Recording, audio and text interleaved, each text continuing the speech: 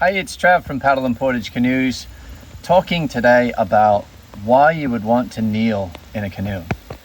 Now, this isn't just because we enjoy pain.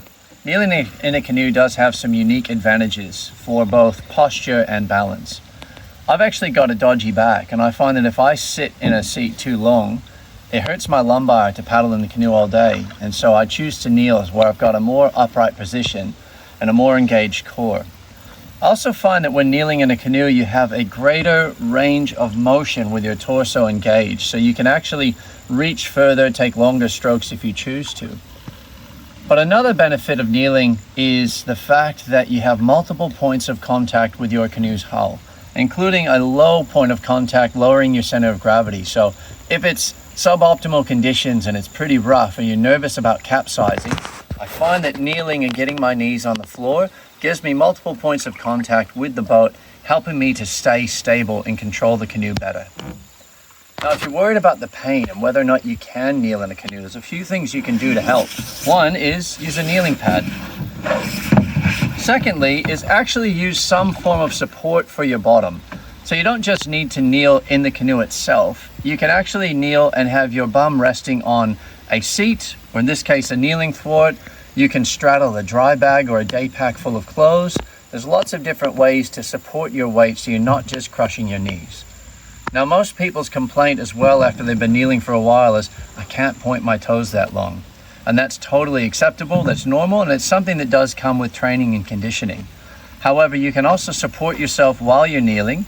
It's generally the joint just here that gets strained from being flexed for too long. And you can roll up a towel and put it in that gap to pad out your ankles. You can put a sponge there. Some people glue foam into their boat at that point. There's a lot of different ways you can alleviate that pain and bring some comfort. But the most important part is that if you can kneel in a canoe, it's definitely worth trying. It'll certainly aid in your paddling experience once you get the hang of it. And it does arguably give you better stability, better posture, better range of motion, and a really lovely and traditional paddling experience. Okay, so now I'm kneeling in my canoe, but I want to address a concept known as heeling the canoe over or leaning it to an edge. You may think that it just looks like you're tempting fate and trying to fall over, but that's not it at all. If I could paddle down the center line of this canoe, I would go straight, but I can't. And every time I take a stroke, no matter how perfect, I am still this far to the side of the center line, which applies a turning force. And it requires me to correct that turning force so that I can still go straight. If I were to heel this boat over and put it on its edge, I've established a new center line for the canoe, and my paddle is much closer to it. So every stroke I take is applying less of a turning force. I've also greatly increased the maneuverability of this canoe, which is something I'll show you in just a moment. Now, there's a few things that this helps with. One is I'm looking to use some traditional solo paddling style techniques in order to control this canoe. And this is a boat that has great secondary stability, which is also a requirement, whether it's a solo canoe or a tandem. I've taken this tandem canoe, which is a Swift Prospector 16, and it's set up in a solo paddling fashion so that I'm on a kneeling thwart, heeled over. I can have absolute control of this canoe, provided I have it heeled over like this. When kneeling in this boat and sitting in a flat position, I've got some maneuverability, but if I heel this canoe over, I've just greatly increased its maneuverability.